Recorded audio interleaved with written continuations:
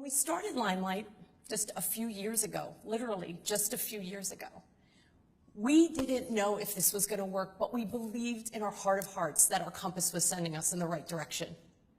I had Mary Kay with me from the start, and when I tell you we had beauty shows where not one person showed up, we had opportunity events where people were not only not there to join us, but were pointing and mocking us. We had people across from us at trade booths that were literally whispering about us and laughing.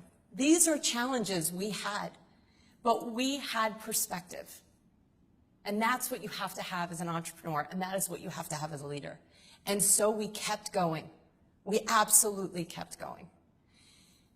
As you guys know, one of the challenges that I have sought to overcome in this whole experience, in this whole journey, was to take direct sales out of the shadows and into a business model that is prestigious and is incredibly important in women's lives. This was very important to me. I think this model can change this country. I think this model can change the world. I really believe that. We did everything differently, didn't we? We marketed differently. We communicated differently. We went collaboration over competition, which was challenging at times. You had to have faith that that was going to come back to you tenfold, and that can be really challenging. But we built it differently, and look at the success that we've had. So while we were building this company based on integrity, based on positivity, based on strong leadership, we were actually doing more than just building a brand. We have been sending a message to beauty companies and to really companies everywhere that direct sales is an incredible model, and they should start paying attention.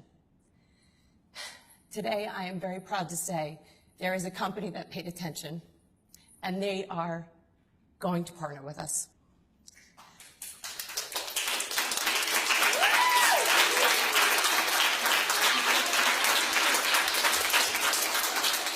Today, for the very first time, I think in history, a major beauty brand is partnering with a direct sales company to build this model, not only in this country, but around the world.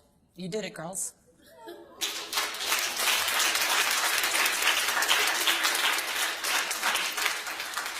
So, the L'Occitane family, I'll tell you a little bit about them if you don't know, and the way you pronounce it is L'Occitane. They have 2,700 stores around the world.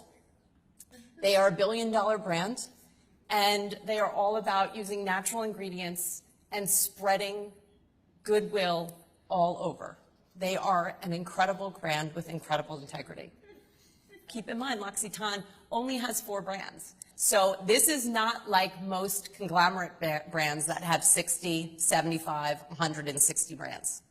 This is a very small family brand. On December 5th, I got an email saying, the CEO of L'Occitane, Reinhold Geiger, would like to meet with you all. He is really impressed with what you're doing. And I thought it was spam. I did. We talked for 3 hours. And we started asking questions, and it was not a discussion about facts and figures. It was a discussion about emotions. It was discussions about hopes and dreams. It was a discussion about what can we do together. And the last question she asked me was, how would you feel about partnering with another company? And I thought, that is probably the best question ever asked, because she understood what it was like to build this baby and then sort of send it off to college, if you will. But when Madison and I started thinking about what was possible if we partnered with L'Occitane, it became really exciting. And so we met with Reinhold, and we talked for another 3 hours with him, and he was incredible. He said and believed what he was saying.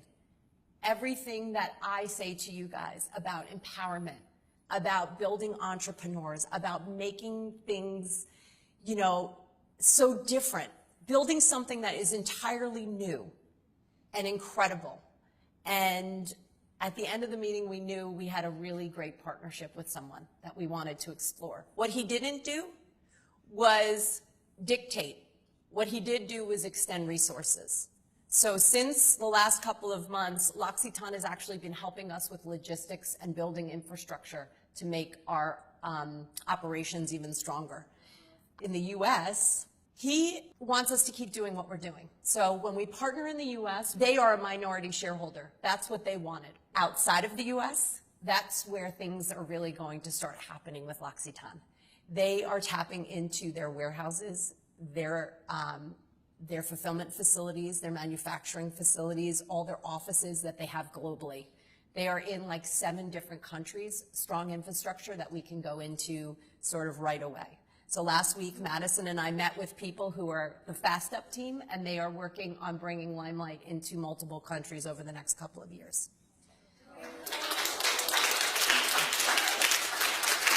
Now, I just want you to know that as a result of this partnership, the U.S. is going to be well funded. As well, the international operations will be well funded. So there will be no shortage of resources there. We have no interest in commingling the product lines. We are going to commingle resources and knowledge, but we are not commingling the product lines.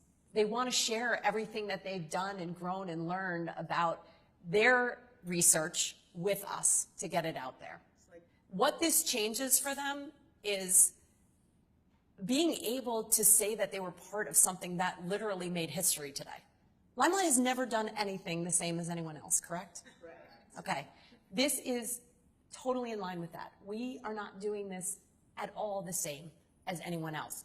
This is about 2 families coming together to build something totally different and totally amazing worldwide. That's what this is. This is not an acquisition. It's not a buyout. It is a partnership, 100%. If you trust that I care about you and your lives and your businesses and growing this brand to something that is truly exceptional, if you trust that, then forget about the details, because I've looked those over and we're good. Okay? Please.